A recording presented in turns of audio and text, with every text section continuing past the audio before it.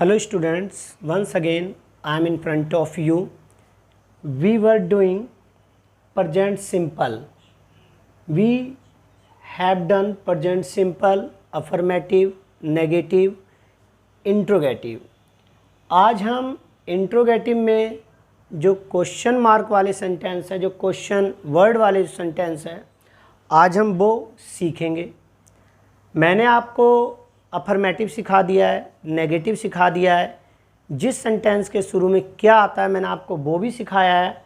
आज हम question word कहाँ, क्यों, कब जो वर्ड्स होते हैं जिसे हम क्वेश्चन वर्ड या WH फैमिली भी कहते हैं बहुत बार, आज हम वो करने जा रहे हैं।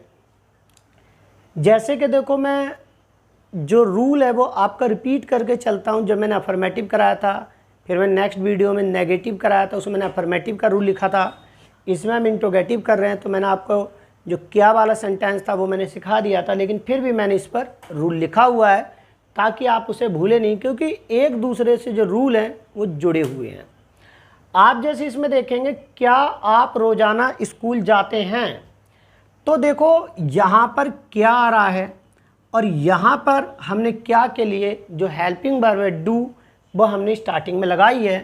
अब आप नेक्स्ट सेंटेंस देखो जो हम क्वेश्चन वर्ड वाला कर रहे हैं, कि ये जो है ये आपका एक क्वेश्चन वर्ड है और हमें हमेशा क्वेश्चन वर्ड शुरू में लगाना होता है, जैसे कि हमने हर सेंटेंस में किया है। देखो हमने यहाँ पर जो क्वेश्चन वर्ड है क्यों, उसे हमने शुरू में लगाया है। उसके बाद हमने हेल्पिंग वर्ब लगाई है, फिर हमने सब्जेक्ट लगाया। देखो एक चीज़ मैं आपको बता दूं, आपको कंफ्यूज होने की ज़रूरत नहीं है। आप बहुत दिमाग लगाकर देखना कि जो हमारा ये सेंटेंस है क्या वाला, इसके शुरू में डू लगा हुआ है। जो नेक्स्ट सेंटेंस हमारा क्वेश्चन वर्ड वाला है, हमने उसमें कोई भी चेंजेस नहीं की है, बस जो क्वेश्चन वर्ड आ रहा है हमारा, हमने बस उसे ही शुरू में लगाया है। बाकी देखो पूरा जैसे ये लिखा हुआ है बिल्कुल वैसे ही लिखा हुआ है। डू यहाँ पर लिखा है, देखो यहाँ पर भी लिखा है, यू यहाँ पर लिखा है, यहाँ पर लिखा है, गो यहाँ पर लिखा है, देखो यहाँ भी लिखा है, टू यहाँ पर लिखा है, देखो यहाँ पर लिखा है, स्कूल लिखा है, ये लिखा है, डेली लिखा है, ये डेली लिखा है।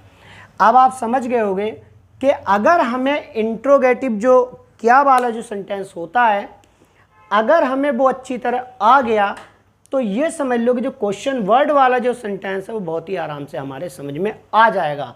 रीज़न क्या है कि जो टैग टाइप जो सेंटेंसेस होते हैं, हम उसे क्या करते हैं कि हमारा वो ही रहता है, बस हम क्वेश्चन वर्ड को शुरू में लगा देते हैं। आप दूसरे सेंटेंस को भी ध्यान से देखो, क्या वह रोज़ाना पढ़ता है, देखो सिंगुलर सब्जेक्ट है इसलिए हमने सिंगुलर वर्ब लगाई है। Does he read daily. आप नेक्स्ट सेंटेंस में देखो, यहाँ पर हमने क्या किया है कि ये जो क्वेश्चन वर्ड है हमारा कहाँ, ये हमने यहाँ पर देखो शुरू में लगा दिया। अब हमारा जो क्वेश्चन वर्ड है उसके बाद देखो हमने हेल्पिंग वर्ब लगाई हुई है, फिर हमारा सब्जेक्ट है, फिर हमारी मेन वर्ब है। इसी तरह से हमारा जो सेंटेंस है वो कंटिन्यू चलता रहता है। इसलिए आपको कंफ्यूज होने की ज़रूरत नहीं है कि क्या शुरू में आएगा तो क्या होगा, क्वेश्चन वर्ड आएगा तो क्या होगा। No problem. आपको अगर कभी भी किसी में भी प्रॉब्लम होती है, आप सीधा मुझे कमेंट कर देना, मैं आपको वही दोबारा से रूल सिखाऊंगा विद एग्जाम्पल। एक दो हम सेंटेंसेस और कर लेते हैं ताकि आपको और ज़्यादा अच्छी तरह ये समझ में आ जाए।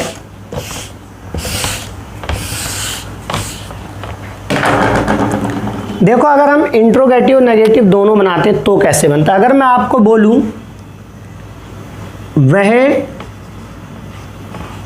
रोजाना पार्क क्यों नहीं जाती है,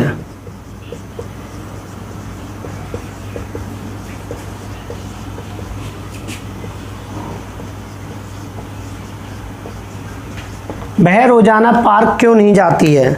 देखो जैसे मैंने आपको बताया था कि हमें सबसे पहले क्या देखना होता है, सेंटेंस की स्टार्टिंग, और हमें सेंटेंस का लास्ट देखना होता है।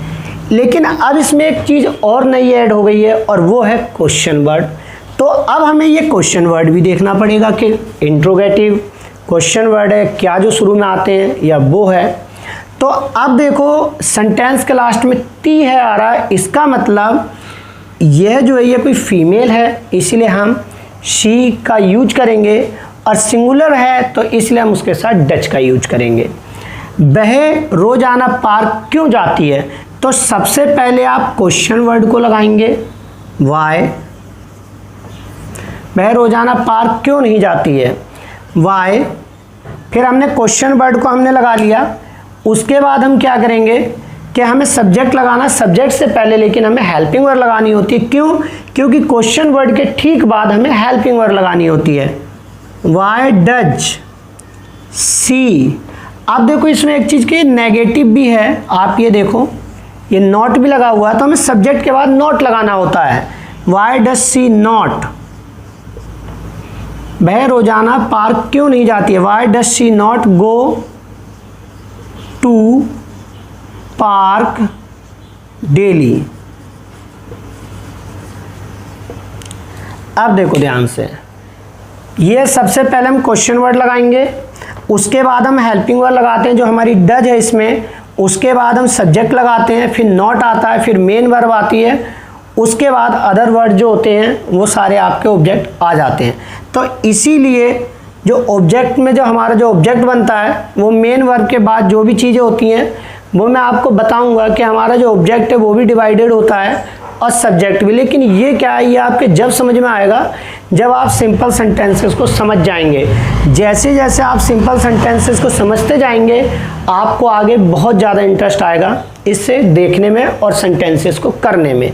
इसलिए आप इसे बहुत ध्यान से देखना और समझना, और अगर आपके समझ में नहीं आता है तो आप मुझे कमेंट करके ज़रूर बताना। मैं और भी इजी मेथड में आपको समझाने की कोशिश करूंगा, क्योंकि जब आपको ये चीज़ें समझ में आ जाएगी तो आपको पता पड़ेगा कि जो आपका सब्जेक्ट होते हैं, ठीक है, वो कैसे होते हैं, वो कैसे अलग अलग होते हैं, ऑब्जेक्ट भी हमारा डिवाइड होता है वो कैसे होते हैं। आपको सारी चीज़ें आगे आने वाले वीडियो में पता पड़ेगी। अभी मैं बहुत ही ईजी मेथड के साथ आपको समझा रहा हूँ ताकि आपका इंटरेस्ट इंग्लिश में बढ़ता चला जाए।